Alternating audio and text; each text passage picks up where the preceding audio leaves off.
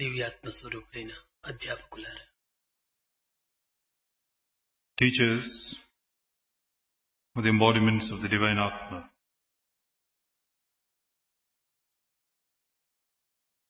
మానవత్వం పూర్ణత్వం కావాలనన్నా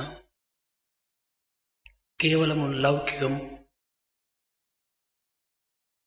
నైతిక పరివర్తన ఒక్కటి మాత్రమే చాలు. if man were to realize the fullness of his personality, it is not enough if he gets to know all that has to be known in terms of the worldly knowledge and skills or the values contained in the ethical code of conduct. దీనికి ఆధ్యాత్మిక పరివర్తన కూడాను అత్యవసరము. Alongside should come the transformation on the spiritual front too. శారీర, మానసిక, ఆత్మ ఈ మూడింటి యొక్క చేరికనే మానవత్వం. The meeting point of the body, mind and the Atma is spirituality. కేవలం శరీరం ఒక్కటి మాత్రమే ఉండినా ఇది పశుత్వమునకు కొనిపోతుంది. If only the body were to be considered, it is akin to the existence of an animal or a beast. మనస్సు మానవత్వానికి కొనిపోతుంది. Mind by itself would lead you on to a human being. ఆత్మ దివ్యత్వాన్ని చేరుస్తుంది. Whereas Atma would take you onwards to your divine nature. కనుక మనస్సు, శరీరము, ఆత్మ ఈ మూడింటి యొక్క సమ్మిళితమైనటువంటి యొక్క తత్వము మానవత్వం. So it is in a nutshell that where you have the meeting point of these three, the body, mind and the Atma, that in its fullness is what a human nature is all about.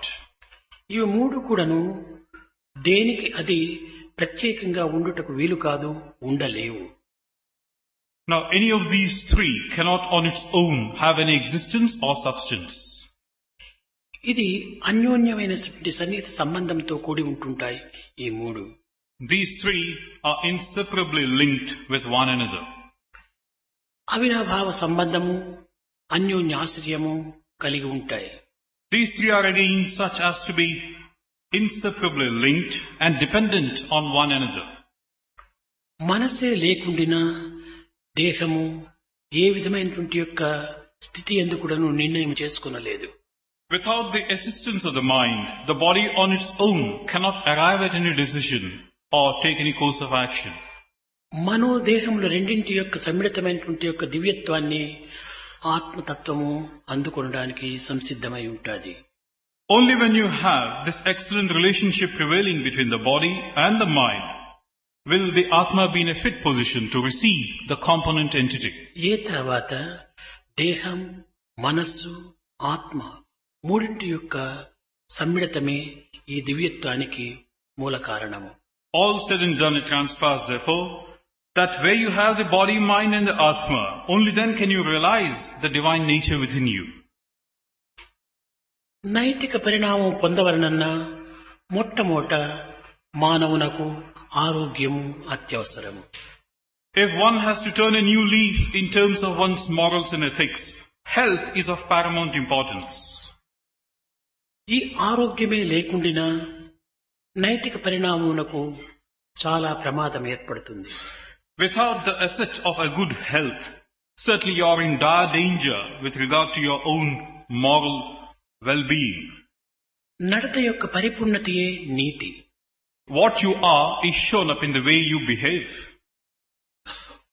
సర్వ విధములు ఎందుకుడను, సర్వరంగములు ఎందుకుడను మనస్సును మానవుడు అరికట్టినటువంటి సమయం నందే జీవితము పూర్ణత్వం ఏర్పడుతుంది. Only when man can bring under control the wild vagaries of the mind would he be in a position to understand the fullness and the implications of his existence. తనను తాను శాసించుకోగలిగినటువంటి వ్యక్తియే ఇతరులను శాసించడానికి అధికారి అవుతాడు.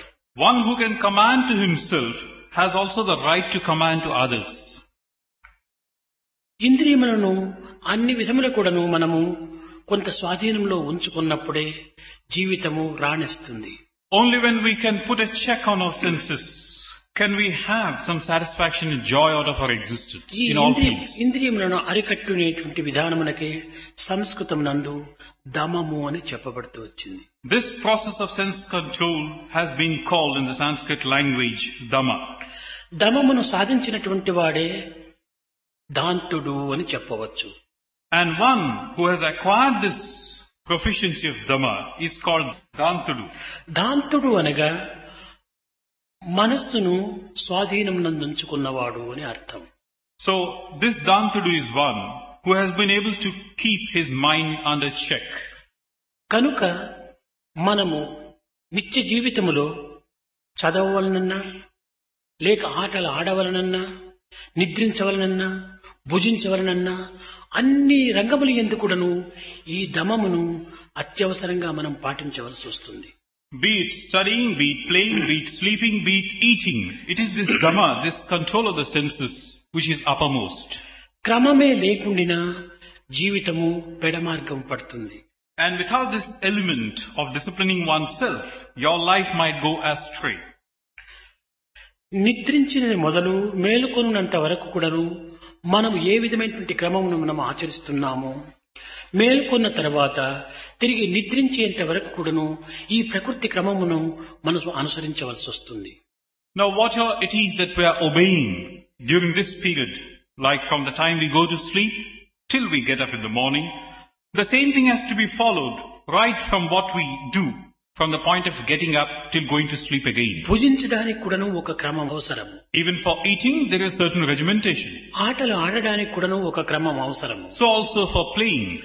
దీనికి డిసిప్లిన్ అని మనం చెప్తూ వస్తున్నాం. This is what is called discipline.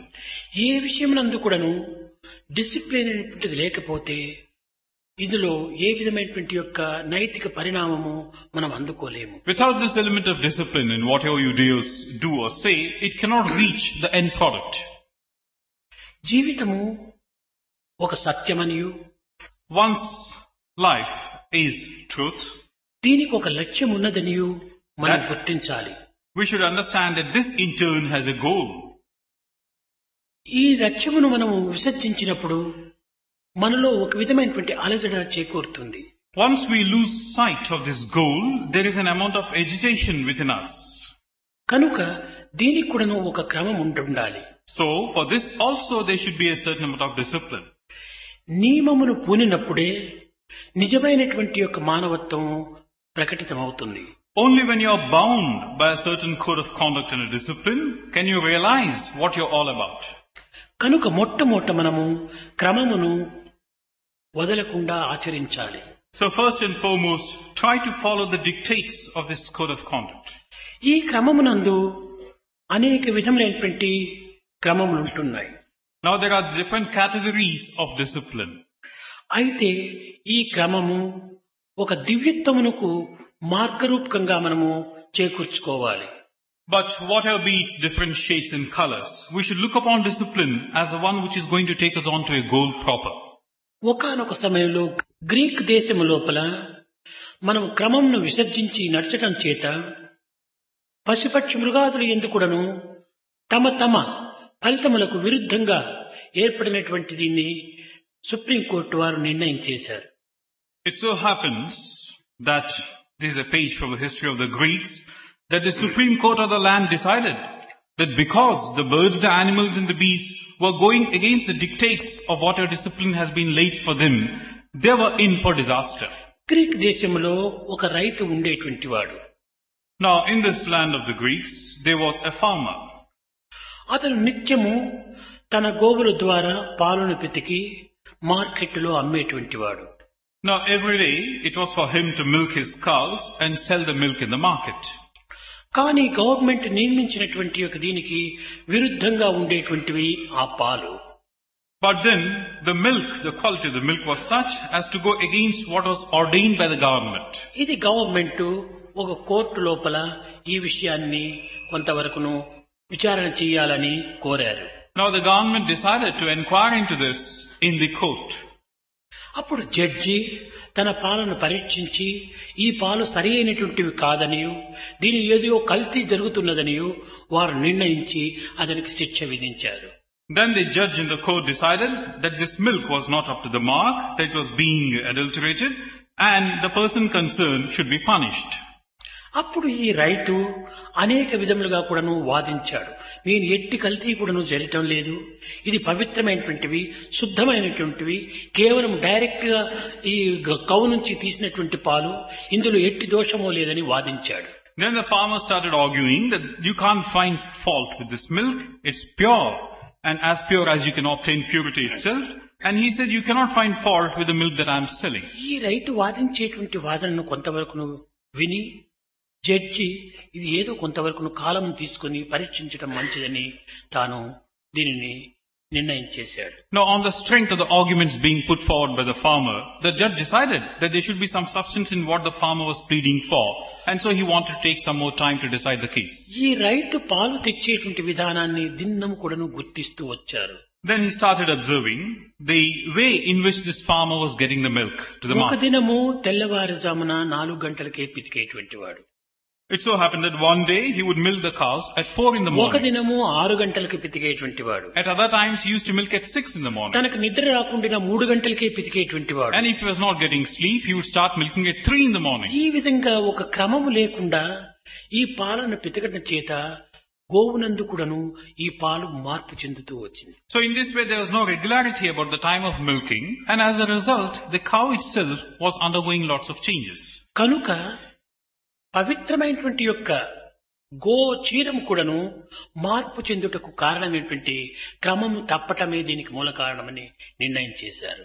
So what's decided therefore is that because there is no regularity in terms of even as pure a thing as a cow's milk, this milk is not coming up to the standard. మన కర్తవ్యాన్ని నిర్వర్తించేటువంటి విధానము లోపల క్రమాన్ని కూడాను మనం పాటించాలి. So even in the discharge of our responsibilities or duties, one should follow a sense of discipline. అధ్యాపకులు ఏ విధమైనటువంటి తన కర్తవ్యాన్ని తన క్రమమును ఆచరించాలి అనేటువంటి విధి విధానాన్ని కూడాను గుర్తించాలి. A teacher should understand in what way he or she should discharge his responsibilities. కేవలం క్లాసు లోపల పిల్లలకు పాఠం చెప్పడమే నా కర్తవ్యమని భావించరాదు. We should not feel that merely taking classes to the students in the class is my duty. ఏ విధమైనటువంటి మార్గంలో బోధించిన పిల్లలకు హృదయానికి హత్తుకుంటుంది. How would the students respond in such a way as to be imprinted in their వారు hearts? చక్కగా అర్థం చేసుకోగలరు. How would they be able to understand it well? దీనిని ఆచరించడానికి తగినటువంటి మార్గం ఏమిటి? How can I achieve this goal? కనుక ఈ విషయాలంతా కూడాను చక్కగా తాను విచారించి తన కర్తవ్యాన్ని నిర్వర్తించడానికి ప్రయత్నించాలి. So questioning thus, one should try and finding ways and means, and one should try to discharge one's responsibilities. Time to time మనం క్లాసుకు ఏ టైంకు ఎప్పటికి పోవాలి అనేటువంటిది ఆ టైంకు కరెక్ట్ గా మనం ఒక క్లాసులో ప్రవేశించాలి. One should be extremely punctual to the classes that he has to take. Right on the dot, you should be in the classroom.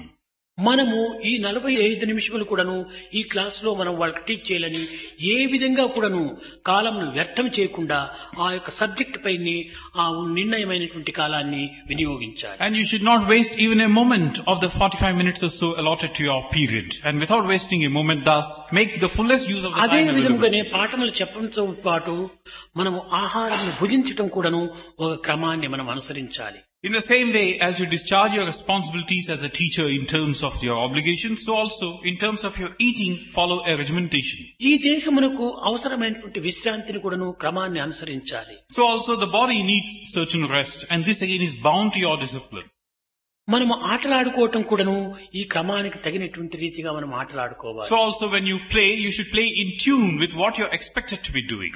కారణం ఏమిటనగా క్రమాన్ని మనం ఉల్లంఘించటం చేత మన యొక్క ఆరోగ్యం కూడాను దెబ్బతింటుంది. Once you transgress the domain of discipline, then your health itself will be in jeopardy. కనుకనే మనము ఉన్నత ఆదర్శాలను కూడాను క్రమంలో ఉంచుకోవాలి. So also your ideals that you have set before for yourself should also be in tune with a certain ముఖ్యంగా discipline. అధ్యాపకులకు విద్యార్థులకు ఉన్నత ఆశయములు అత్యవసరం. So either for students or for teachers, having a set of ideals is of paramount importance. నిత్య జీవితం లోపల అన్ని రంగముల యందు కూడాను ఉన్నత ఆదర్శాన్ని కూడాను మనం అనుసరించడానికి ప్రయత్నించాలి. In our own day-to-day existence, a set of ideals is absolutely necessary and we should follow them. మీకు చాలా తెలిసినటువంటి విషయమే, డార్విన్ అనేటువంటి ఒక శాస్త్రజ్ఞుడు. You certainly are aware of this fact. Darwin was a great scientist. ఇతను ప్రపంచంలో కూడాను ఒక ప్రధానమైనటువంటి శాస్త్రజ్ఞుడిని పేరు పొందినవాడు. Now he was he is an internationally acclaimed scientist. ఇతను సామాన్యమైనటువంటి వ్యక్తిగా ప్రారంభమైంది. Now he made a beginning as a humble person. అయితే ఇతని జీవిత ప్రారంభం నుంచి తెలుసుకున్నప్పుడు నుంచి కూడాను ఒక క్రమాన్ని తాను అనుసరిస్తూ వచ్చాడు. Now right from the moment he started getting to know things, he was following a certain discipline. ఇతను సామాన్యమైన కుటుంబంలో పుట్టినటువంటి Now వాడు. he came from an ordinary family. కానీ ఆదర్శవంతమైనటువంటి ఒక జీవితాన్ని అందుకోవాలని అమితమైనటువంటి అభిలాష కలిగినటువంటి వాడు. But he had this intensive desire within him that he should follow an ideal life. ఇతనికి ఒక గురువు పైన ఒక లక్ష్యం కుదిరింది. Now he set his sight on a certain group. హెన్స్లో అనేటువంటి ఒక గురువు పైన ఇతనికి విశ్వాసం కుదిరింది. He had implicit faith on this group called the Henslow group. అతను చాలా ఆదర్శవంతమైనటువంటి వాడు. Now this man by himself was a model person. నిరంతరం కూడాను అతని ఆశయాలను, అతని యొక్క ప్రవర్తనను తాను గుర్తించుకుంటూ నడిచేటువంటి వాడు. Now this Darwin would look upon this Henslow as his ideal and would try to follow in his footsteps. క్రమక్రమేణా ఈ విధమైనటువంటి ఆదర్శాన్ని కొంత తనకు పాటించేటప్పటికీ ప్రపంచంలో ఒక హెన్స్లో అనేటువంటి వాని తేజస్సంతా ఇతనికి వచ్చి చేరిపోయింది. Now when this process was going on thus, a day came wherein all the glory and all the magnificence of this Henslow was one with this person. ఇది హెన్స్లో యొక్క ప్రతిబింబంగా కూడాను నిరూపిస్తూ వచ్చారు జనులు. And then people started saying, this is the image of this Henslow. అదే విధంగానే భారతదేశంలో Valmiki, In the same manner you have in the country of Bharat, Valmiki. నిరంతరము రామచింతన చేయుచు రామతత్వాన్ని చింతించటం చేత అతనిలో రామాయణం రాయగలిగాడు. రామ తేజస్సును ఆ Valmiki అనుభవింపగలిగాడు. Valmiki was one who would continuously chant the name of Rama, sing the glory of Rama, so much so that a day came when the effulgence of Rama and all the glory of Rama became one with Valmiki himself. మనం ఒక job రాయవలనన్నా మొట్టమొదటే విషయాలను మనలో చిత్రించుకుంటాం.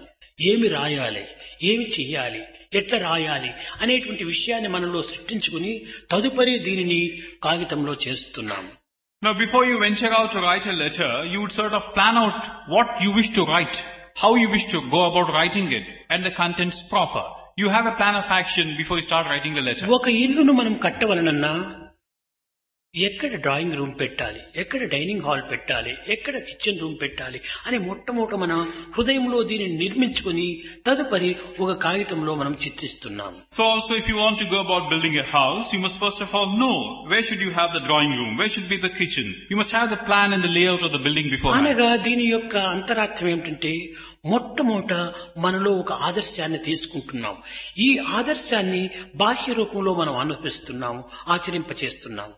What this means is that within yourself you have an ideal set of surroundings, a fixed image, and you are trying to give a concrete shape to what you have felt thus within. కనుక బహిర్ముఖమైనటువంటి ఈ జగత్తులో మనం చేసేటువంటి క్రియలు కానీ, అనుభవించేటువంటి ఆనందములు కానీ, లేక దీనికి ఆచరించేటువంటి యొక్క ప్రవర్తనలు కానీ అన్ని కూడాను మన అంతర్ముఖంలో ఉండినటువంటి యొక్క ఆదర్శాలనే మనం అనుభవిస్తున్నాము. So in the same manner, whatever is manifested in the world at large, in terms of the joys that you experience, in terms of the actions that you try to do, all these are nothing but a reflection of what you are within yourself. మన మంచి కానీ చెడ్డ కానీ reflection of the inner being, మన లోపల ఉండేటువంటి దాని యొక్క రిఫ్లెక్షనే తప్ప అన్యము కాదనేటువంటి సత్యాన్ని మనం గుర్తించి మార్పులను కలిగించుకోవడానికి ప్రయత్నించాలి. We should try and understand this sacred truth that whatever we are is nothing but a reflection of the inner being, and in tune with this we should try and strive to do that which is good and noble.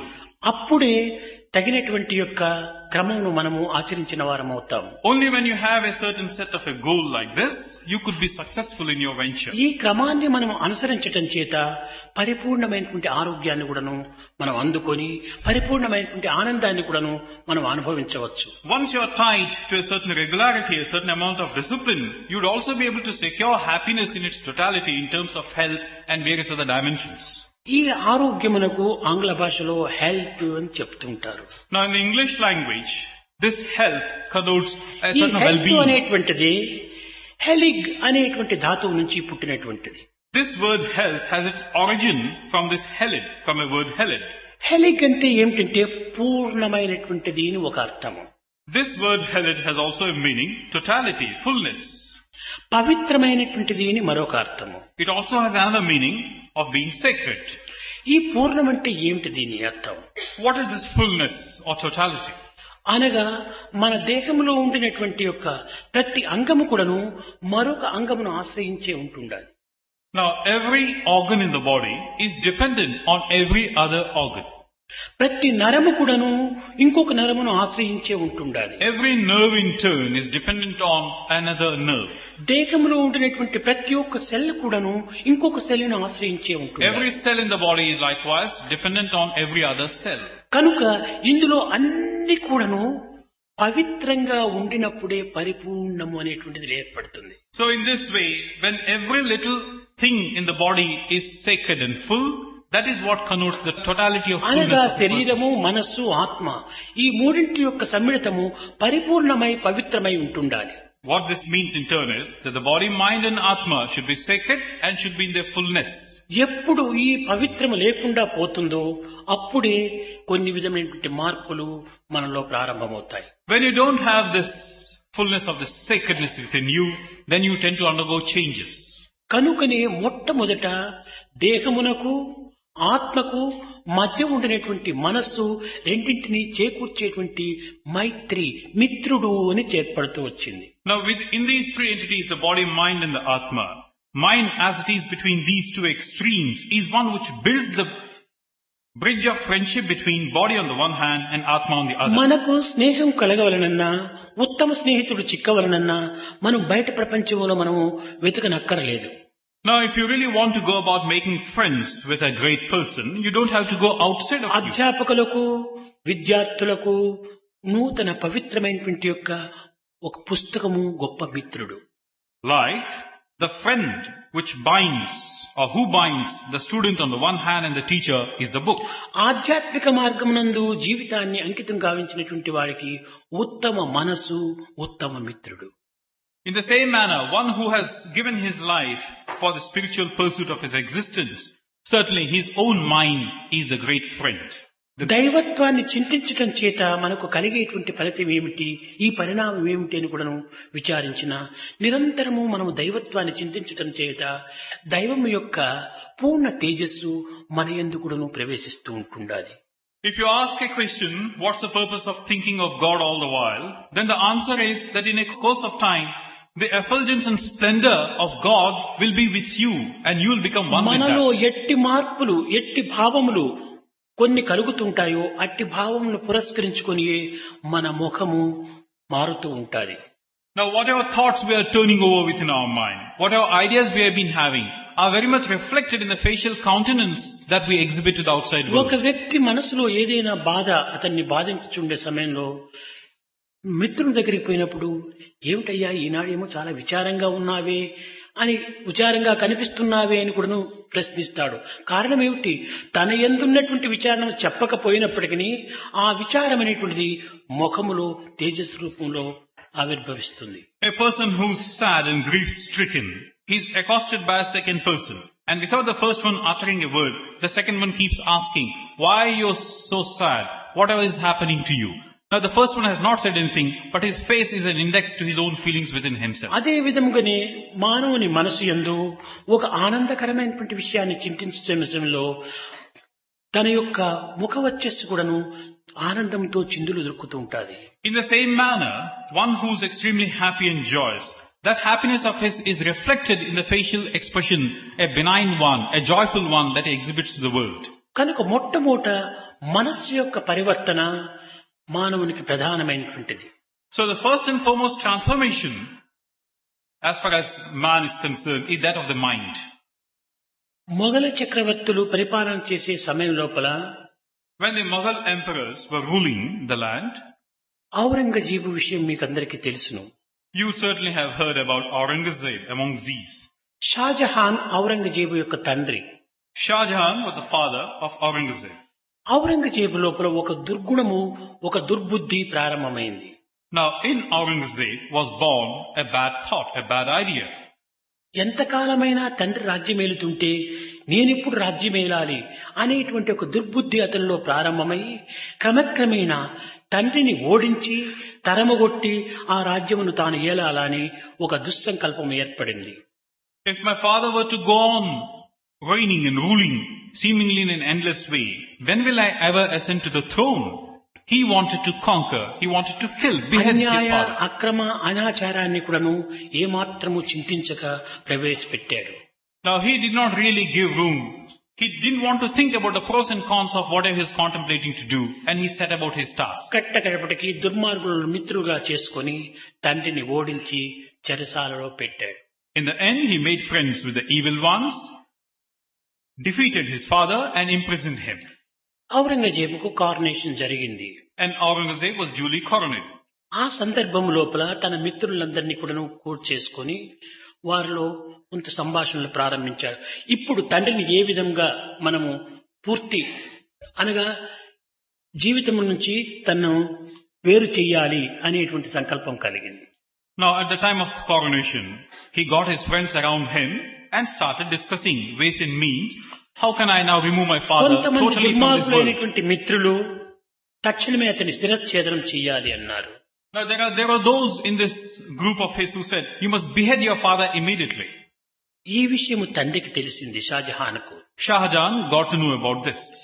చాలా సంతోషించాడు. కుమారుని చేత అపజయం పొంది కుమారుని చేత రాజ్యభ్రష్టుడై ఈ యొక్క చెరసాలలో జీవితం గడిపేదానికంటే శిరచ్ఛేదనం చేసుకోవటం చాలా మంచిది అనుకున్నాడు. Shah Jahan felt very happy. He said, I have been defeated by my son, I have lost my kingdom to him, and rather than suffer like this, I would rather die. ఇటువంటి యొక్క punishment కు నేను ఎదురు చూస్తున్నానని వార్త పంపించాడు Shahjahan. Shah Jahan sent word to Aurangzeb that I am awaiting this sort of a punishment now. అప్పుడు ఈ దుర్మార్గుడైనటువంటి ఔరంగజేబు ఈ విషయంలో కూడాను తండ్రికి తృప్తి పరిచినట్టు అవుతుంది. ఈ మార్గంలో కూడాను తండ్రికి తృప్తి పరచకూడదు అని ఆ మార్గాన్ని వేరుగా మార్చుకున్నాడు.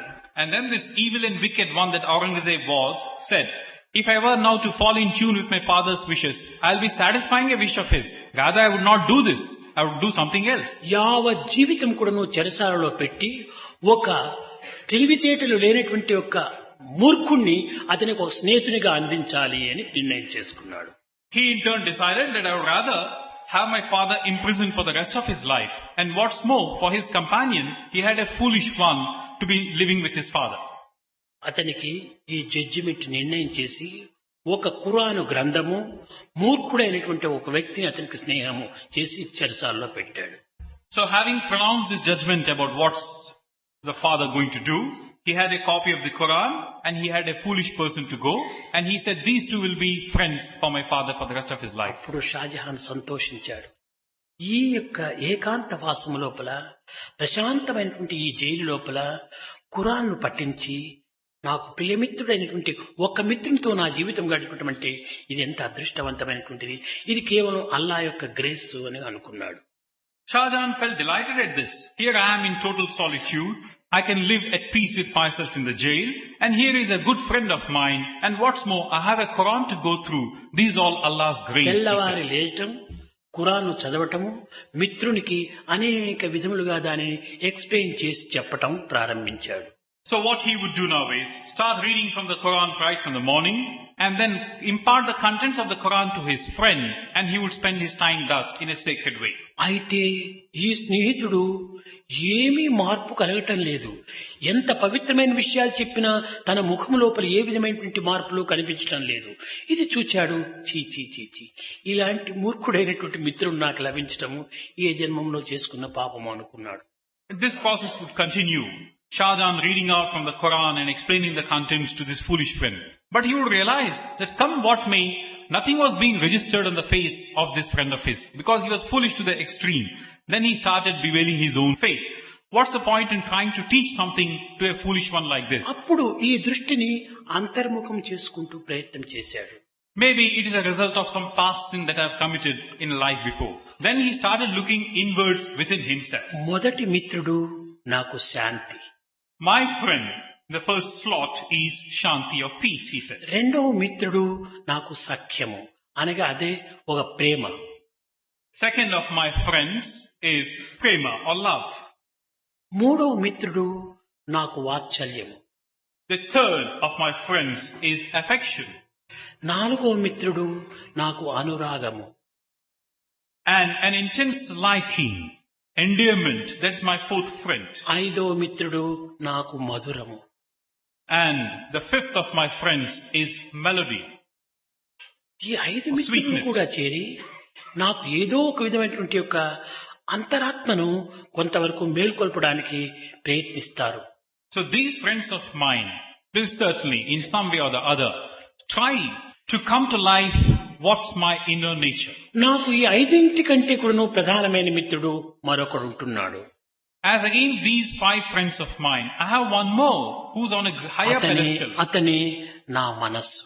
And that friend of mine is my mind. మనస్సును మైత్రిగా చేసుకున్నప్పుడు సర్వస్వం కూడాను అతనికి వశమవుతుంది. If I make friends with my mind, then everything is mine. అప్పుడే నేను దాంతుడవుతాను. Only then will he become a Danta. దాంతుడే కాదు, వేదాంతుడవుతాను. Not merely that, he'll become a Vedanta.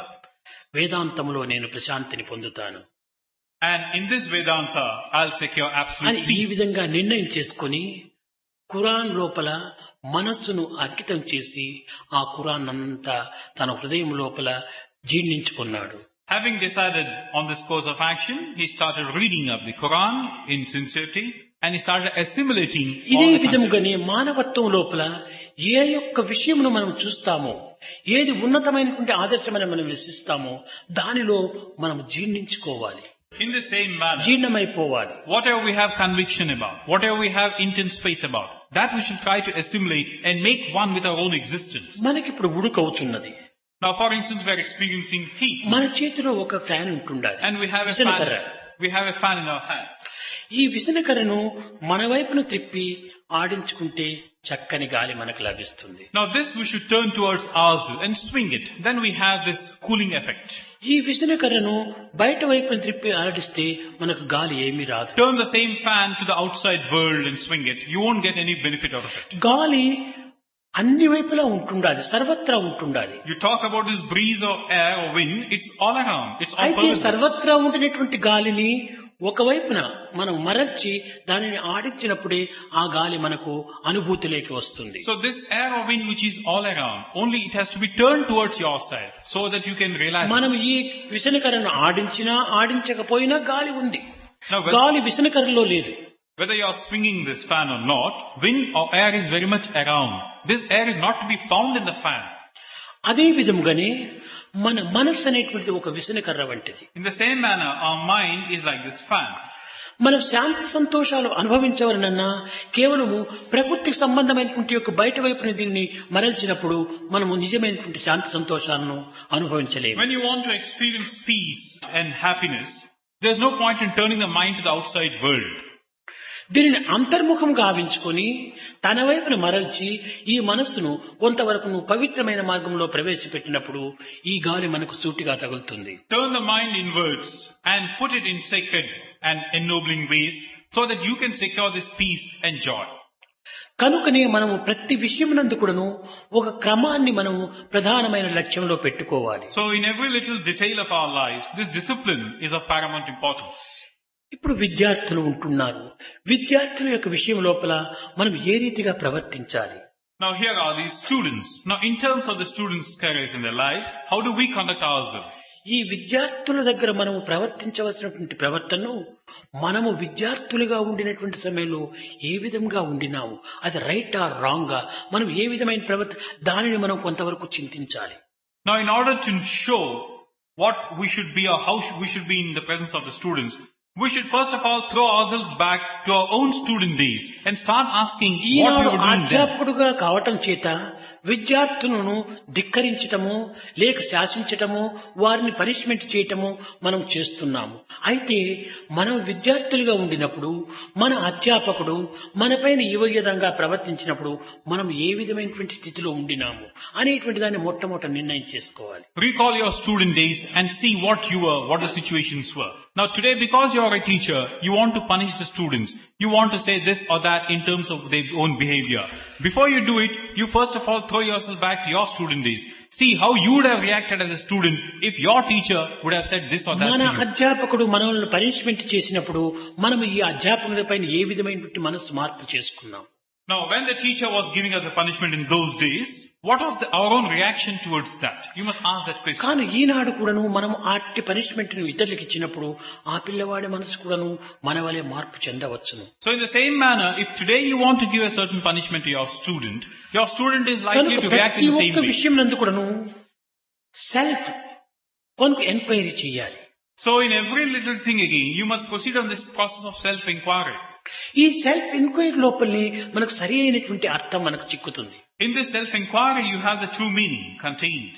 ఈ self enquiry మనం చేయకుండా మన స్థానాన్ని మాత్రమే ప్రధాన లక్ష్యంలో చేసుకొని ఆ పిల్లవాడి యొక్క స్థానాన్ని మనము కేవలం మనకంటే ఒక కింద స్థాయిగా మనం భావించుకోవటం చేతనే ఈ విధమైనటువంటి ఉడుకుదుడుకులకు కొంచెం గురి అవుతున్నాము. Without the assistance of the self-inquiry, we are trying to look at the position that we are enjoying today, and in a blind way we go about trying to deal with the students. మహావాక్యం లోపల తత్ త్వం అసి అని మహావాక్యం ఉంది. Now one of the four Mahavakyas is this Tattvam Asi. తత్ అనగా అది, త్వం అనగా నేను. Tat means that, Tvam means I. అయితే దీనిని ఉపనిషత్తులు ఏ విధంగా చెప్పింది? ఉపనిషత్. ఉప మీన్స్ సమీపం. Now what does the Upanishad say? Upa means nearness. నీ మీన్స్ క్రింద. Ni means below. షత్ అనగా కూర్చో. Shat means sit. అనగా దగ్గర సమీపములో నీవు క్రింద కూర్చో అని దీని యొక్క అర్థం. So what this means is, at a close quarter, sit below. ఎవరికి దగ్గర? Near to whom? గురువుకు దగ్గర. Near the Guru. అయితే గురువుకు ఈక్వల్ గా కూర్చోవాలా? కాదు, క్రింద కూర్చో అన్నాడు. Do you sit on the same footing, on the same pedestal as దీని the Guru? అంతరార్థం No. ఏమిటి?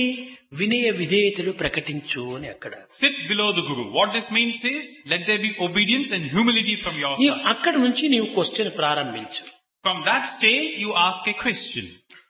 త్వం నుంచి క్వశ్చన్ రావాలి, తత్ నుంచి ఆన్సర్ పోవాలి. The question should emanate from Tvam. Answer should come from Tat. ఈ తత్ త్వము రెండిటికి మధ్యలో అసి ఉంటుండాలి. Between this Tat and Tvam, in between you have Asi. అనగా ఈ క్వశ్చన్ కు తగినటువంటి ఆన్సరు, ఆన్సర్ కు తగినటువంటి యొక్క ఆనందము, ఈ రెండింటికి ఒక లింక్ ఉంటుండాలి. There is a link now between the answer and the question, and the joy thereof and the question and the answer. ఇది ఉపనిషత్తు యొక్క నిజమైనటువంటి అంతరార్థం. This is the inner significance of this Upanishad. దైవత్వానికి సమీపమనేటువంటి యొక్క నిజతత్వాన్ని బోధించేటువంటిది. This Upanishad gives you a lesson with regard to how to reach God, close on to Him. సమీపత్వాన్ని బోధించేటువంటి యొక్క తత్వమే ఉపనిషత్తు. The essence of Upanishad is to give you the gist as to అనగా how you can reach దైవము God. సర్వత్రా ఉంటున్నాడు. That is, God is everywhere.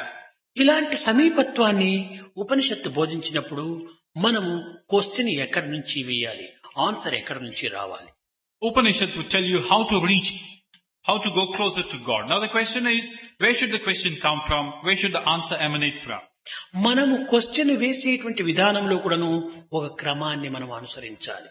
In the way in which you ask a question also, it is bound to a certain code. కొన్ని బయట ప్రపంచంలో జరిగేటువంటి వాతావరణాన్ని పురస్కరించుకొని అనేక మంది అధ్యాపకులు కళాశాలలకు వచ్చి కొంత ఉపన్యాసాలు ఇచ్చి కొన్ని క్వశ్చన్స్ అడగండి అని చెప్తూ ఉంటారు. అది సహజం. Now this is a normal practice in the world around us, that in terms of some colleges and universities, here are certain lessons and ask some questions from these lessons. దీనిని ఆధారం చేసుకొని అనేక మంది ఏదో కొన్ని రకమైనటువంటి క్వశ్చన్స్ ప్రారంభిస్తారు. So in tune with this requirement, people start asking questions at some point. నిన్నటి దినము మన ప్రొఫెసర్ నటరాజ్ కూడాను అదే మార్గాన్ని అనుసరించాడు. Yesterday also, Professor Natarajan was following this procedure. మన అధ్యాపకులు కూడాను బయట జరిగేటువంటి యొక్క వాతావరణంని వీరు కూడాను అనుసరించారు. Our teachers also followed what generally happens in the world outside. అయితే ఇక్కడ మనము ఒక విషయాన్ని చక్కగా విచారణ చేయాలి. At this point, we should ponder over closely at one issue. ఇది మన ఇన్స్టిట్యూట్ కు సరి అయిందా కాదా అనేటువంటి క్వశ్చన్ వేసుకోవాలి. The question that we should ask now is this in tune with what's prevailing in our institute? మీరు నిజంగా విషయాలు తెలుసుకోవాలనుకున్నప్పుడు వ్యక్తిగతంగా ఆ యొక్క పెద్దను చేరి మనము క్వశ్చన్స్ వేసి దాని సరి అయినటువంటి ఆన్సర్స్ మనం తీసుకోవటంలో వారికి తృప్తి, మనకు తృప్తి అవుతుంది. If you really want to elicit an answer to a genuine question of yours, then you should meet him individually. There's nothing wrong in it, and the person concerned also will అట్లు feel extremely కాకుండా మనము satisfied. ప్రశ్నలు వేయటం చేత మనలో దాగినటువంటి 3 విధములైనటువంటి బలహీనతను మనం ప్రకటించిన వారం అవుతాము. Now, rather than do this, supposing you ask a question, you are only letting 3 weaknesses of yours manifest themselves. మొదటి బలహీనత ఏమిటంటే క్వశ్చన్ వేయటం లోపల The first weakness in this process of asking a question is, ఏమీ తెలియని వాడు question వేస్తాడు. one who does not know anything asks a question. అనగా దాని ఆన్సర్ తెలియనప్పుడే క్వశ్చన్ వేసి తెలుసుకోవటానికి ప్రయత్నిస్తాడు. That is, when he does not know the answer for that, he seeks the answer by way of asking a question. ఇది మొదటి బలహీనత. తనకి ఏమీ తెలియదు అనేటువంటి ఒక బలహీనతను తాను ప్రకటన చేసుకున్నాడు. So in this way, he exhibits his ignorance, that he doesn't know anything in the form of this question. రెండవది ఏమిటంటే నాకు అన్నీ తెలుసును అనేటువంటిది 10 మందికి తెలియలే అనేటువంటి ఉద్దేశంతో మరొక క్వశ్చన్ వేస్తాడు. Now the second aspect is, I know everything. You want the world to know about it. So you ask a question. ఇట్టి అహంకారం కూడాను ఒక బలహీనతే. Now this sense of ego is also a case of weakness. మూడో బలహీనత ఏమిటంటే నేను వేసిన question కి ఇతను సరి అయినటువంటి జవాబు చెప్పుతాడా లేదా అని అతన్ని ఒక విధమైనటువంటి యొక్క ఉల్లంఘన చేసేటువంటి విధానంలో క్వశ్చన్ వేయడానికి ప్రయత్నిస్తాం. The third dimension to this is, by asking a question thus, will the person concerned answer me properly or not? You want to test the knowledge of the other వ్యక్తిని person. కొంత నిరుత్సాహపరచడం కూడాను అది ఒక బలహీనతే. So this idea of trying to disarm the person concerned is also a case of కనుక weakness. Question వేయటం అనేటువంటిది మన బలహీనతలను మనం బయట పెట్టుకునేటువంటి వారం అవుతున్నామే కానీ నిజంగా మనము సరైనటువంటి స్థితిని మనం తెలుసుకున్న వారం కాదు. So this idea of asking a question is nothing but bringing to the fore your own fundamental weaknesses. It's nothing more than that. కనుక ఇలాంటి కొన్ని భావాలు కూడాను మన అధ్యాపకులు విచారణతో దాన్ని తెలుసుకోవాలి. So our teachers should aspire to understand what's contained in a process like this. ఇప్పుడు ముఖ్యంగా మానవత్వం పూర్ణత్వం కావాలంటే పవిత్రమైనటువంటి యొక్క నైతిక మార్గం ఒక్కటి మాత్రమే చాలదు. Now, if one has to realize the fullness of one's existence in terms of realizing one's divinity, కేవలము గ్రంథ పరిచయం వల్ల అంతకంటే కాదు. not merely your morals are going to help you, not merely your scholarship is going to help you. మనము practical లోపల దాన్ని ప్రవేశపెట్టాలి. What you have learnt and imbibed should be shown in practice. ఇప్పుడు పిల్లలకు ఎవరెవరికి ఇప్పుడు గ్రేడ్లు వచ్చేసినాయి, ABCD అని పెడుతున్నాం మనం. దీంట్లో మార్క్స్ ఎట్లా ఇవ్వాలి, ఏం చేయాలి అనేటువంటిది మనకు కొంతవరకు doubt కలగవచ్చు. Now, for instance, we want to have this grade system, ABCD, for assessing our students' performance. అయితే న్యాయంగా విచారణ చేస్తే ఈ డౌట్ కూడా ఏమాత్రం అవకాశాలు లేవు. We also are assailed by a doubt. How do we give the marking? Actually speaking, ఈ there should be no question కు conflict. ఫలాని ఆన్సర్ అనేటువంటిది తెలిసినటువంటి అధ్యాపకుడికి డౌటే ఉండదు ఎంత మార్క్స్ వేయాలని. Actually speaking, you should have no doubt with regard to how you should go about marking, because a teacher who knows the answer proper will never have a doubt as to ఆ how many marks question to కు give. సరి అయినటువంటి answer తెలియనటువంటి అధ్యాపకుడికి ఎన్ని marks వేయాలా, ఏం చేయాలని doubt పుడుతుంది. Only that teacher who does not know the answer himself will have this doubt. How many marks do I give for this question? ఈ ఆన్సర్ కరెక్ట్ గా తెలిసింటే ఇది సరిగా ఉంది, ముక్కాలు రైటు, దీనికి ఎన్ని మార్కులు పెట్టామో ఆ మార్క్స్ లో 3 మార్క్స్ దానికి వేయొచ్చు. Now this answer is 75% correct. So whatever marks you have set apart for the question, దాంట్లో use విధానం this. కొంచెం మార్పు చేసినప్పుడు విషయం ఏమో కరెక్ట్ గా ఉండొచ్చును, విధానం మార్పుగా ఉండవచ్చు. you would give 75% of the marks. Or rather, if you say the contents are okay, but the way in which it has been answered is different, well, naturally you have to అప్పుడు make... విషయాన్ని మాత్రమే మనం తీసుకోవాలి, కానీ విధానాన్ని మనం చూడకూడదు. In that case, we should look only to the contents, not the way in which it has been presented to you. అయితే ఒక్కొక్క సమయం లోపల ప్రాబ్లము కరెక్ట్ గా వచ్చి ఉంటాది, కానీ కొన్ని స్టెప్స్ కొంచెం మార్పులుగా ఉంటుంటాది. Or for instance, the problem, the answer may have been obtained correctly, but the steps could be differing a little. కనుక ఈ ఆన్సర్ ను లక్ష్యంలో పెట్టుకొని స్టెప్స్ పైన కొన్ని మార్క్స్ కొన్ని మైనస్ చేయడంలో అవకాశం ఉంటుంటాయి. So in that case, in such a situation, take a look at the answer and in tune with the steps that have been given, you could modify your అయితే assessment. ఇప్పుడు మన విధానంలో ఎట్లా ఉండేటంటే ఏ అనేటువంటి దాంట్లోపల 40 వచ్చినా 70 వచ్చినా ఒకటిగానే ఉంటుండాలి.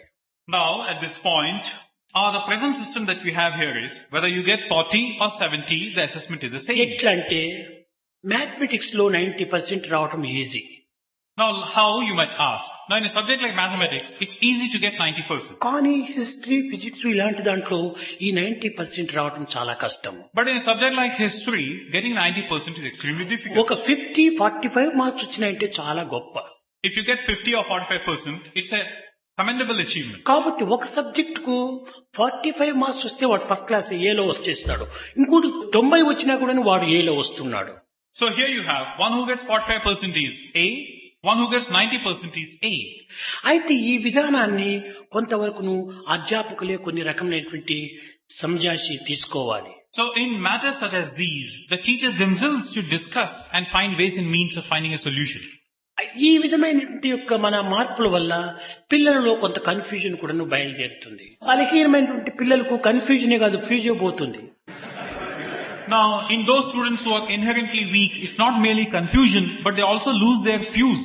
ఇది పిల్లల్లోనే కాదు, అధ్యాపకుల్లో కూడా అట్లా జరుగుతూ ఉంటుండాలి. It's not merely confined to the students. Also the teachers are subject to this. అయితే ఇది కొంతకాలం ఈ విధమైనటువంటి మార్పులతో కొంచెం అటు ఇటు కొంచెం ఊగుతుంది, కానీ క్రమక్రమేణా మనము దీన్ని ప్రాక్టీస్ చేస్తూ పోతే ఇది మనకు సులభమైన మార్గాన్ని అందిస్తుంది. Of course, in the initial stages, such discrepancies are bound to occur. It takes some time before a degree of stability is obtained or achieved. మన విధానము చాలా నూతనమైనటువంటి విధానంగా ఉంటుండాలి. Now, our system is extremely new and innovative. అయితే ఇది చాలా ఉన్నతమైనటువంటిది, ఉత్తమమైనటువంటి పద్ధతిగా ఉంటుండాలి.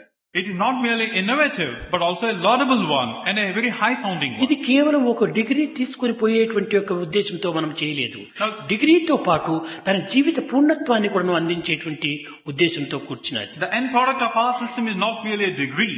It's also a case of understanding one's own fullness of existence and a sense of purpose in this life. జీవితాన్ని పూర్తిగా అర్థం చేసుకునేటువంటి విధానంలో మనం ఈ యొక్క విద్యను ఇమిడ్చుకుంటూ వచ్చాము.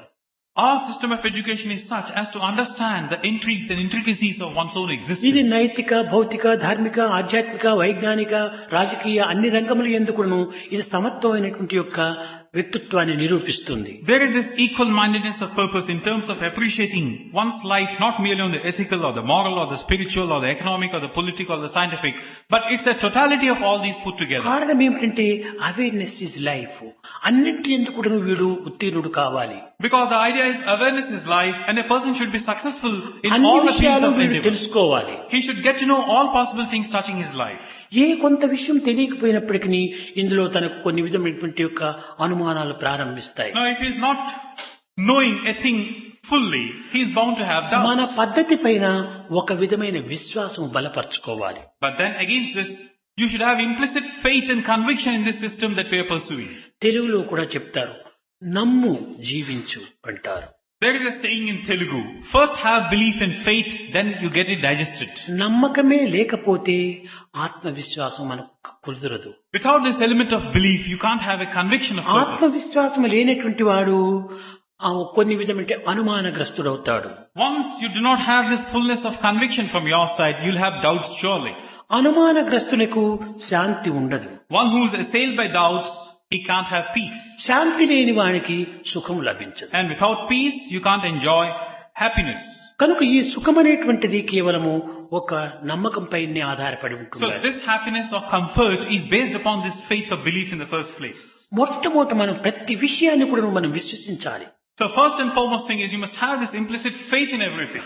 కొంతమంది మనం భావిస్తుంటాం, మాకు అనుభవం వచ్చిన తర్వాత విశ్వసిస్తాము, అంతఃపూర్వం ఎట్లా మనం విశ్వసించేది అంటారు. Now there are those who say, it's only when we experience something we can build up some faith or belief. How is it possible? నీవు ఆచరించిన తర్వాత అనుభవం వస్తుంది, కానీ ఆచరించక మునిపే అనుభవం ఎట్లా వస్తుంది? Now the answer to this question is, only when you start experiencing, putting into practice, will you be able to have a faith there. నాకేదైనా కూడా అనుభవం ఏర్పడిన తర్వాత నేను విశ్వసిస్తాననుకునేటువంటి విషయము ఎట్లా ఉందంటే, ఈత వచ్చిన తర్వాత నేను నీళ్ళల్లో దుముకుతాను అన్నట్టుగా ఉంటుండాలి.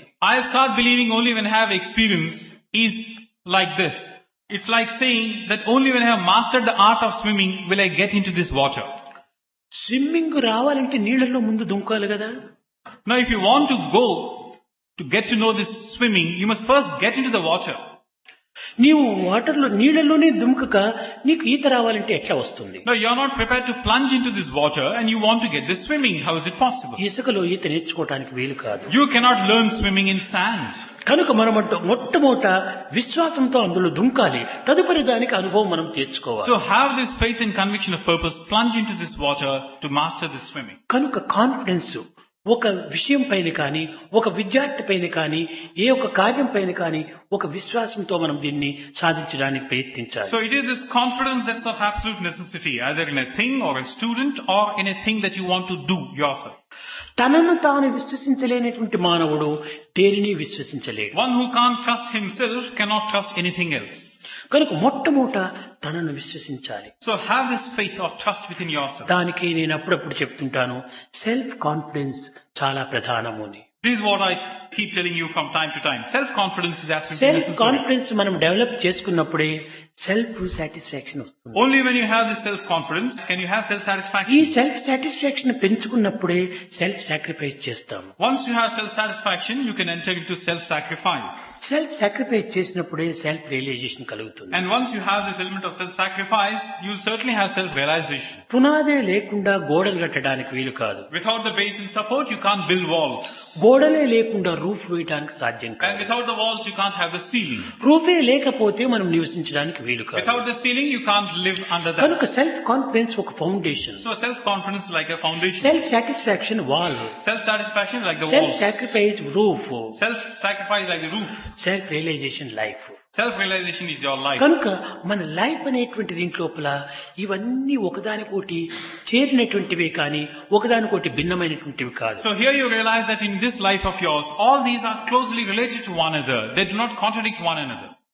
అన్నింటి యందు సెల్ఫ్ సెల్ఫ్ సెల్ఫ్ ఇది కామన్ గా ఉంటుండాలి. In everything there is this common denominator of self. కనుక మనము టీచ్ చేసేటువంటి విషయం లోపల కూడాను ఆ విద్యార్థులు కూడాను ఒక సెల్ఫ్ ను మనం రియలైజ్ చేయాలి. So even when you want to teach something, try to equate your student with yourself. ఎందుకంటే ఆ సెల్ఫ్ సెల్ఫ్ అనేటువంటిది సర్వత్రా ఉంటుండాలి. Because this element of self is present everywhere. అదే ఒకటి ఐ అనుకుంటాం మనం. Sometimes we look upon this as ఈ I. ఐ అనేటువంటిది ఎక్కడ ఉంది అంటే నాలోనే ఉందని కాదు, అందరి యందు ఉంటుండాలి. Where do you find this I? Not merely in yourself. You find this I in every being. ఇక్కడ నేను ఎంచుకొని ఎవరి కస్తూరి అని ఒక ప్రశ్న వేస్తే అతను ఐ అంటాడు. Now we stand here and ask the question, who's Kasturi? He stands up and says, I am ఎవరు Kasturi. సఫాయి అంటే ఐ అంటాడు. Who's Safai? And then he stands up and says, I am Safai. ఎవరు మహాజన్ అంటే అతను I అంటాడు. Who's Mahajan? And he replies, I. ఎవరు హేమలత అంటే ఈమె నేను ఐ అంటుంది. Who's Hemalata? And she stands up and says, I. కస్తూరి, సఫాయి, మహాజను, హేమలత రూపనామములు వేరు వేరైనప్పటికీ జవాబు ఐ ఐ ఐ. అందరి ఎందును ఐ అనవచ్చు. I is everywhere. So here, Kasturi, Safai, Mahajan and Hemalata are different in names and forms, but there is this common answer emanating from each I. ఈ ఏకాక్షర ఐని మనం గుర్తించాలంటే త్రిగుణాక్షరమైనటువంటి ఐని మనం కొంతవరకు లక్ష్యంలో పెట్టుకోవాలి. If you want to realize this monosyllable I, you must try to understand the I of these three gunas. ఈవైఈఐ ఒకటి ఉంది మరి. There is this I, E-Y-E. ఈ ఈవైఈఐ అనేటువంటిది శరీర మనస్సు ఆత్మలతో కూడినటువంటిది. This E-Y-E-I is that contained within body, mind and Atma. ఏకాక్షర I అనేటువంటి దానికి మనస్సు, దేహము, ఆత్మ ఏ మాత్రము లేదు. ఈ అన్నిటికీ అతీతమై అమనస్కయమై ఉంటుండాలి. And this monosyllable I is beyond these three components or attributes. It's one and the only one.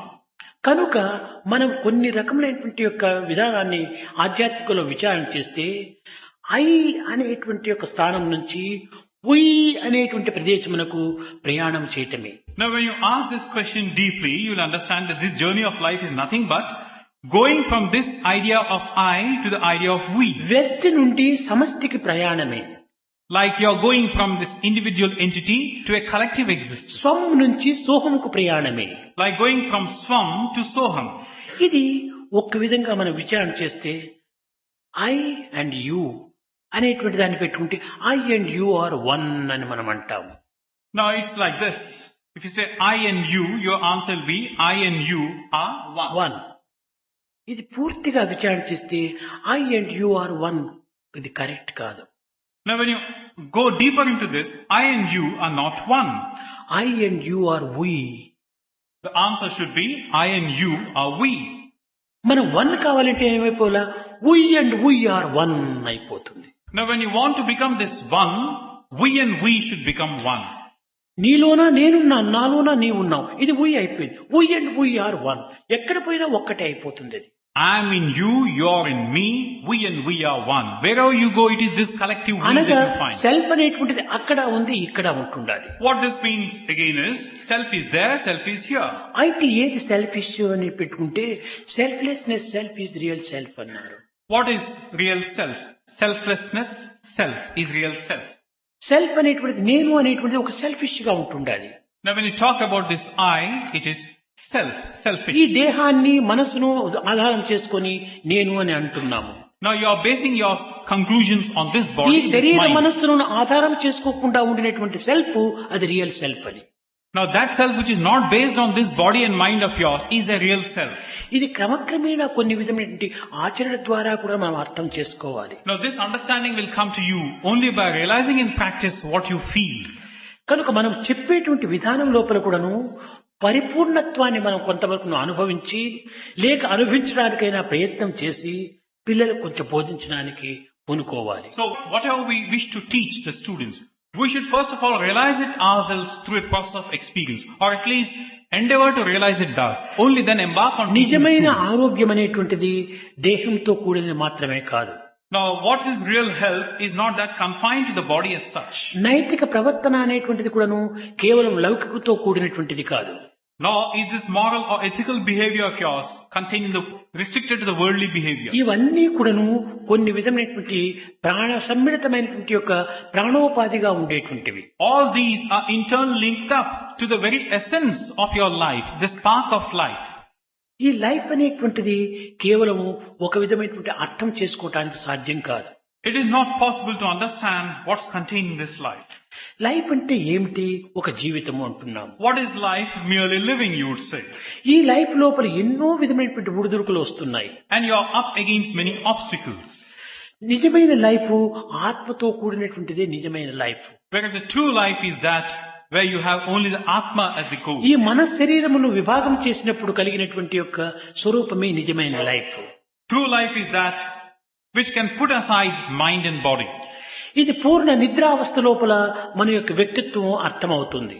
Now, only in your deep sleep state can you realize what you really are. స్వప్నంలోనైనా కూడా కొన్ని విధమైనటువంటి సూక్ష్మ అనుభూతులు మనము వెంటాడుతుంటాయి. Now, even in your dream state, possibly there are those subtle experiences that you experience. కానీ సుషుప్తి యందు ఈ సూక్ష్మాకారములు కూడా మనకు గోచరించవు. But in your deep sleep state, even these subtleties of your అక్కడ కూడా experiences are ఏదో absent. ఒక అనుభవించేటువంటి యొక్క ఏకత్వం అనేటువంటి యొక్క ఐ ఉంటుండాలి. Now, even in that deep sleep state, there is this I which brings about the totality of your ఒక్క existence. చిన్న ఉదాహరణ మనం తీసుకోవచ్చు. Here is a small example.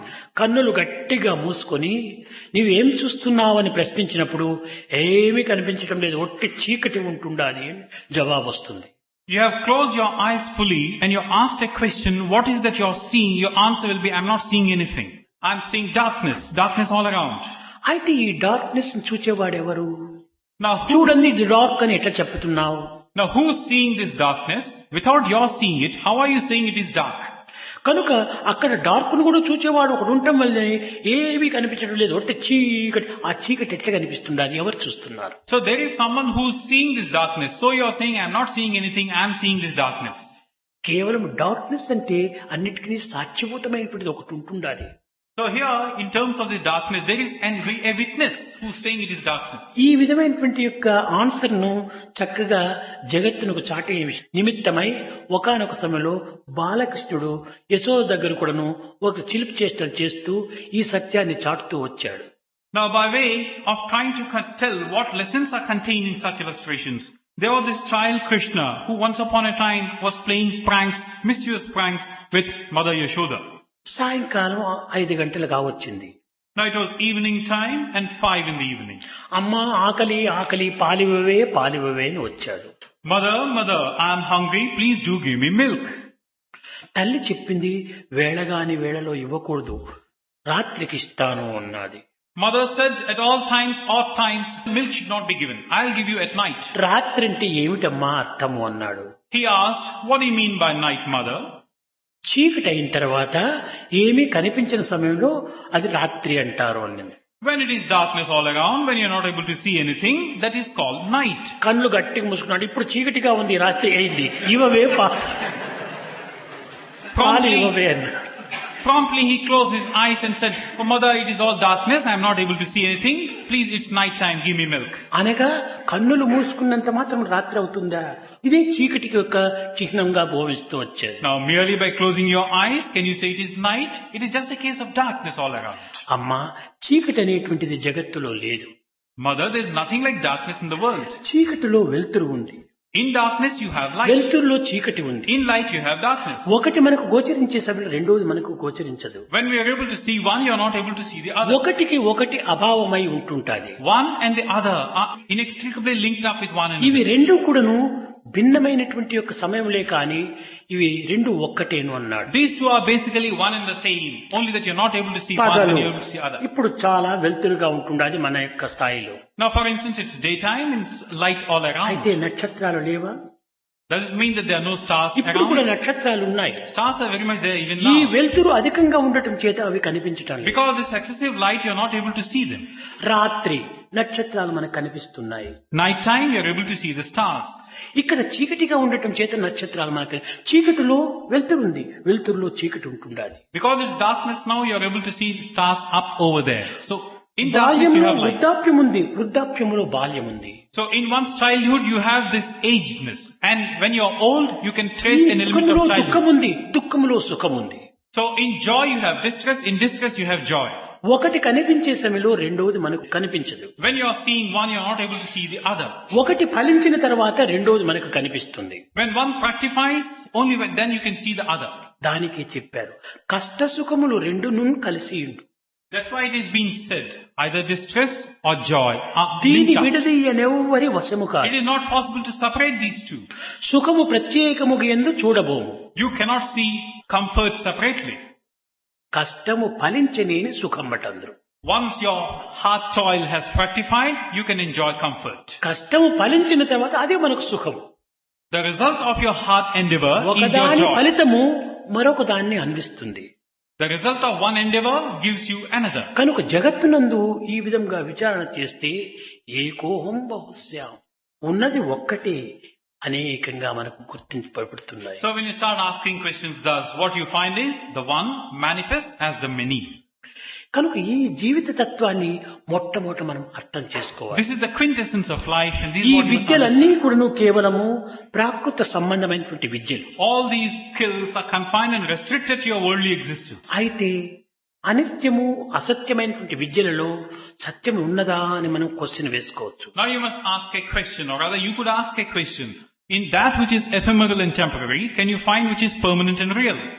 అసత్యమని అనిపించేటువంటి యొక్క విద్యలు ఎందుకుడను సత్యం కూడాను సమ్మిళితమై ఉంటుండాలి. Certainly, in that which is ephemeral and temporary, you have a permanent and lasting one. ఇప్పుడు దేహము అనిత్యము, Like the body, it is దేహము temporary. నీటి బుడగ, Body is like the bubble, water bubble. Mind ఒక mad monkey, Mind is like a mad monkey. ఇది కోరికల యొక్క సమ్మిళితమైన మూట.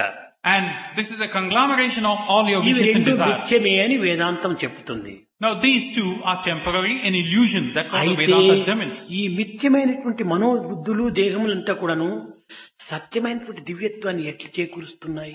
So that which is a mithya, how are they able to give you that which is satya? కనుక మిథ్యమైనటువంటి ఆధారం చేతనే సత్యాన్ని కూడా నువ్వు గుర్తించడానికి వీలుంది. So there is a way of trying to realize that which is Sathya through that which is a Mithya. ఒక చిన్న ఉదాహరణ. Here is a small example. మనకు ఒక భయంకరమైన స్వప్నం వచ్చింది. We have experienced a dream where we are given to a state of fear and agitation. ఆ భయంకరమైనటువంటి స్వప్నము లోపల ఒక్కతూరి మన కెవ్వును అర్చేసేస్తాము. And because we are agitated, we let out a cry. ఈ అర్చేటప్పటికి జాగ్రత్తలు వచ్చి పడిపోయాం. The moment you have let out this anguished cry, you have woken up.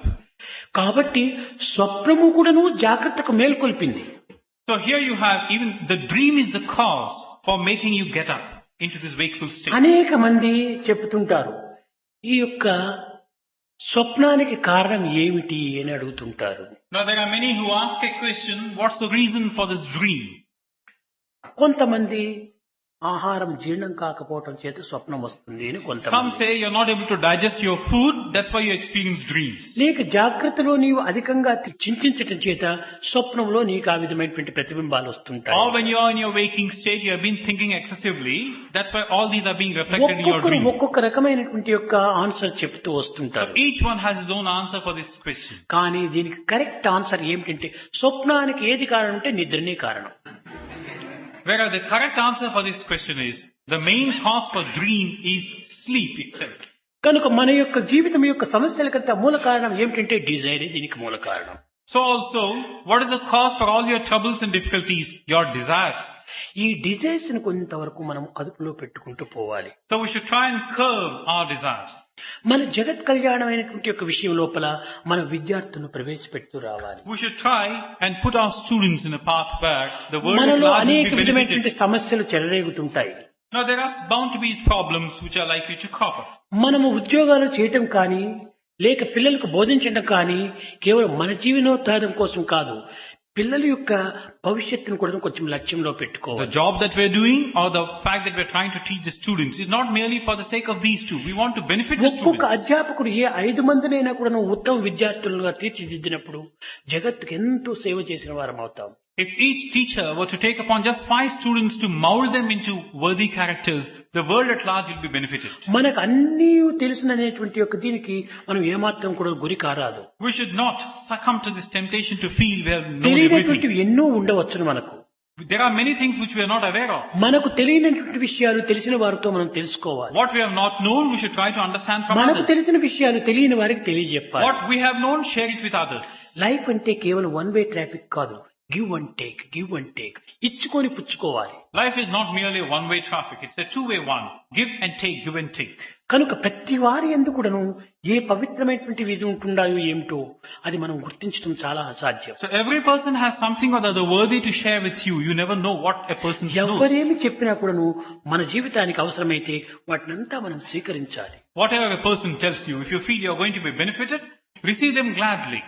ఇప్పుడు ఒక చిన్న విషయం చూడండి. Here again is a small ఒక illustration. మొక్కను తెచ్చి మనం భూమిలో నాటినాం. You get hold of a small sapling and plant it in the soil. భూమిలో నాటడం చేత అది పెరుగుతూ వచ్చింది.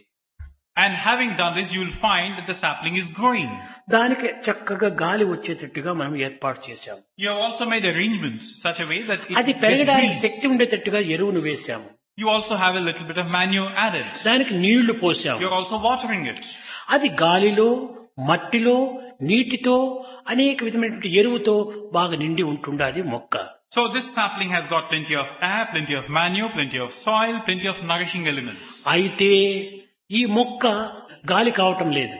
But then the sapling is not becoming one with air. ఈ మొక్క ఎరువు కావటం లేదు. Nor is it becoming one with manure.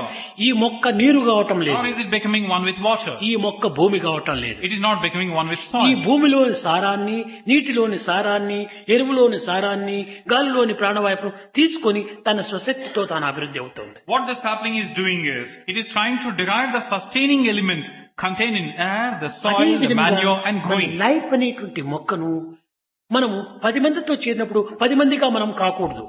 మన స్వభావాన్ని మనం పెట్టుకొని 10 మంది దగ్గర ఉన్నటువంటి మంచినంతా మనం స్వీకరించాలి. And the sapling grows in its own way.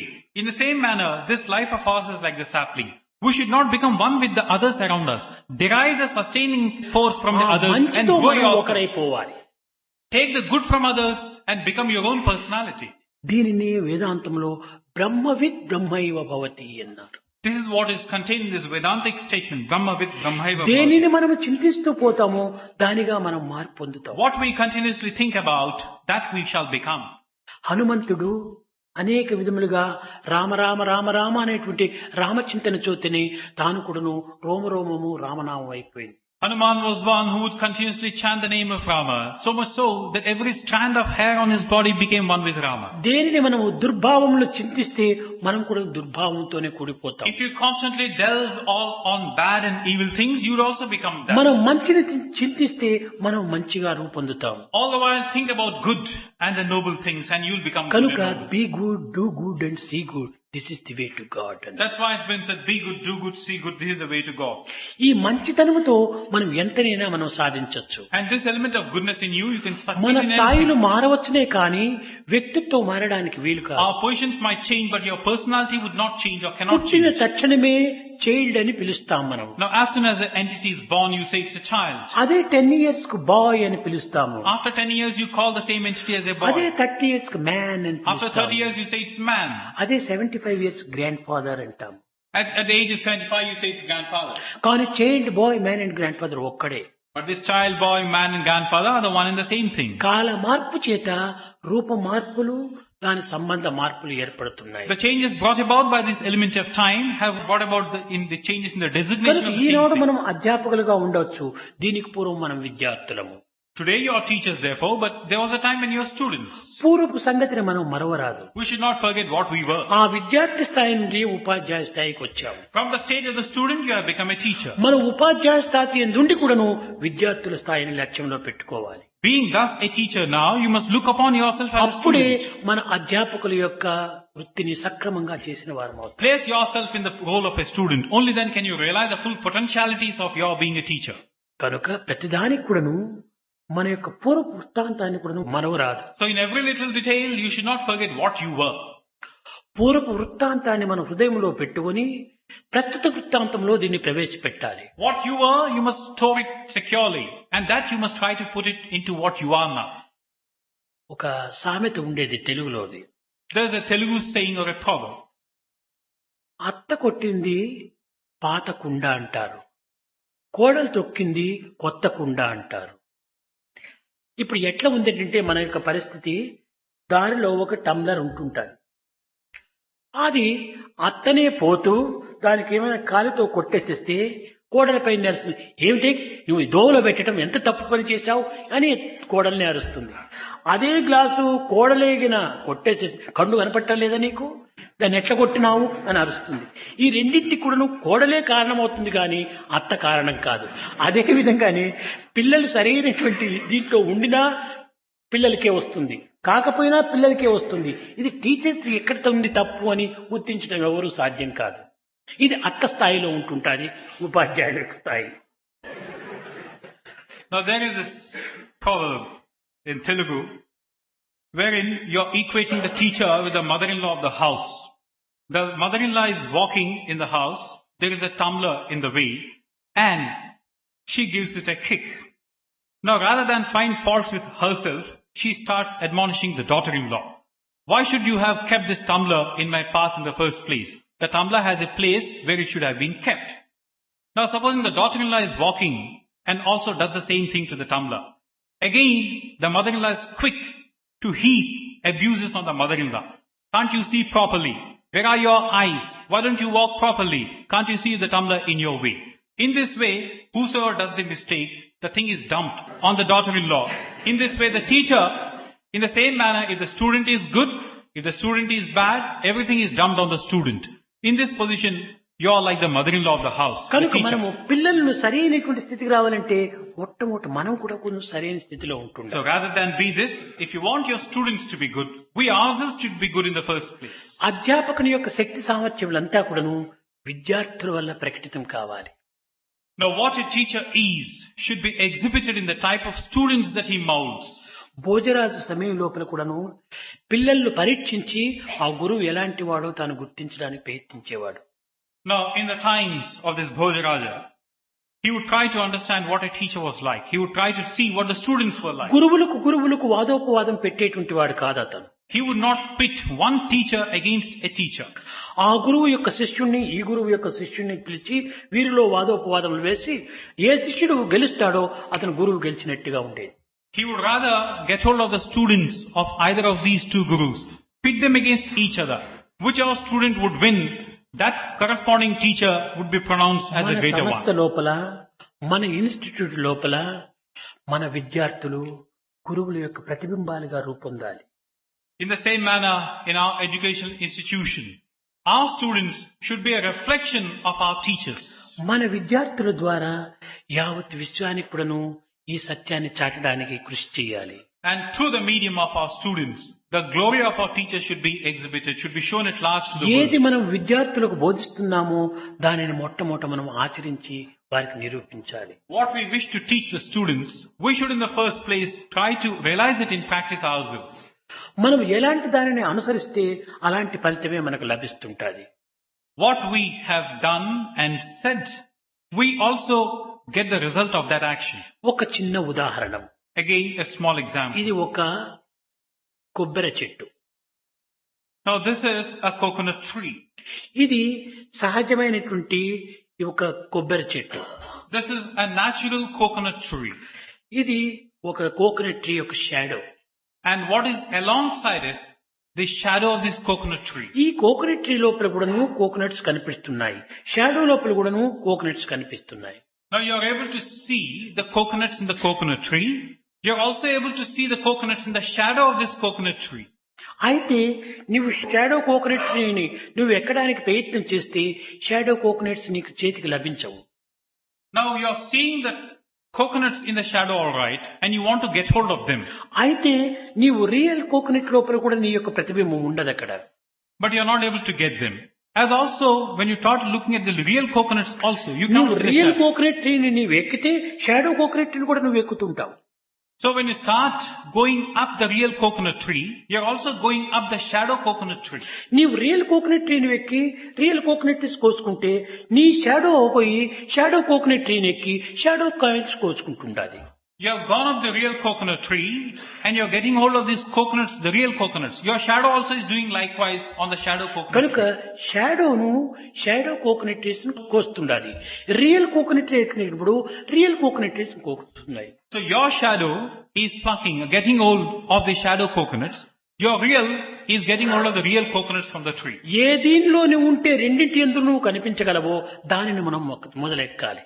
So you're in the real one. You're being seen in both. So try to go in for the real one first. నీవు కేవలం షాడోనే పోతే రియల్ దీంట్లో నీవు కనిపించవు. If you go on the shadow one, you would not be seen on the real నీవు one. సత్యాన్ని గుర్తించేసేస్తే అసత్యంలో కూడా నువ్వు ప్రకటితం అవుతావు. In the same manner, if you realize the truth proper, you're also progressing in this asatya, కనుక knowing ఇహంలో what it నీవు is. కేవలం ఒక మార్గాన్ని అవలంబిస్తే పరంలో దీనికి ఏమాత్రము పరాన్ని నీవు లక్ష్యంలో పెట్టుకుంటే ఇహంలో కూడా నీ యొక్క ప్రతిబింబం ఉంటుంది. In the same way, if you're going about your ways in this iham, in this world, you cannot find anything in the other worldly thing. కనుకనే రెండు విద్యలు మనం గుర్తించాలి. ఇహమున సుఖింప హేమతారక విద్య, పరమన సుఖింప బ్రహ్మ విద్య అని. Rather, go about trying to look at that which is permanent and lasting. Certainly, you are also understanding what is contained in this temporary and ఈ ephemeral. ధర్మ విద్యను కూడా మనం గుర్తించినప్పుడే బ్రహ్మ విద్య మనకు అర్థమవుతుంది. Only when you get hold of Dharma Vidya, you will also get this Brahma కనుక Vidya. ఈ ధర్మ విద్య లోకులను కొన్ని విధమైనటువంటి నిబంధనలు కొన్ని నియమములు ఉండటం చేత మనము అనుభవజ్ఞులైనటువంటి ప్రొఫెసర్ నటరాజన్ ఇట్లాంటి వారంతా కూడా మన ఇన్స్టిట్యూట్కి రావటము, కొంత మనకు తెలియనటువంటి విషయాలు వారు తెలియజెప్పటము, వారికి తెలియనటువంటి విషయాలు మనతో నేర్చుకోవటము, ఇవి రెండింటి ఎందుకు కూడాను సంబంధ బాంధవ్యాన్ని పెంచుకోవటం చేత మన విద్య కూడాను ఎంతైనా అభివృద్ధి చెందుతుంది. So in this Dharma Vidya, there are quite a few things which have to be understood, which have to be known. In this process, we have had an occasion where people like Professor Natarajan have come over to share with us what they have known from their own experience. And here we are to learn. So also they can also know and get to know what we have to offer to them. In this way, there is a mutual sharing of what is known to either కనుక party. ఈ work shop seminars అనేటువంటి ఇలాంటివంతా కూడా అప్పుడప్పుడు మనకు కొంతవరకు జరుగుతూ ఉంటాం అత్యవసరం. So, from this point of view, such seminars and workshops are absolutely necessary. ఇది మిగతా సంస్థల లోపల ఇలాంటివంతా జరగటం లేదు. Such seminars and workshops are not being carried out in other కానీ organizations. మిగతా ఇన్స్టిట్యూట్ లోపల సెమినార్స్ జరుగుతూనే ఉంటుంటాయి. కానీ ఇవంతా ఒక విధమైనటువంటి పిక్నిక్ గా వారు భావిస్తూ వస్తుంటారు. Of course, where such occasions, where you have these workshops around in other organizations, they'll be more in the nature of a picnic get-together. అక్కడంతా నిర్ణయాలు జరుగుతుంది కానీ ప్రాక్టికల్ లేక చేర్చడం లేదు. Certainly decisions would be arrived at, but would not be translated into practice. వేలకు వేలు ఖర్చు పెట్టి ఈ విధంగా కూడాను కొన్ని సమావేశాలు జరిపి కేవలము ఒక విధమైనటువంటి కాలంను దుర్వినియోగం చేస్తుంటారు. Thousands of rupees are expended and a lot of time is wasted in the effort, but nothing beneficial comes కానీ from. మన ఇన్స్టిట్యూట్ లో జరిగేటువంటి సెమినార్లంతా సార్థకమవుతున్నాయి. But all the seminars conducted in our institute are realizing the purpose for which they are conducted. ఇక్కడ చేరినటువంటి అధ్యాపకులు కూడాను చాలా శ్రద్ధ భక్తులతో చేరి ఏదో తెలియనటువంటి విషయాలు తెలుసుకొని భవిష్యత్తులో దీన్ని సాధ్యమైనంత వరకు కూడాను జగత్తుకు అందించాలనేటువంటి ఉత్తమ భావములతో కూడినటువంటి వాళ్ళే. All the teachers who are assembled here are fired by this desire, by this anxiety to know things we did not know, and in turn try to make the best of it and share it for the betterment of the students and the ఇక్కడికి community. వచ్చేటువంటి అధ్యాపకులు కూడాను మన వాతావరణాన్ని సమన్వయం చేసుకొని మన వాతావరణంతో కూడినటువంటి వారిగా వస్తున్నారు.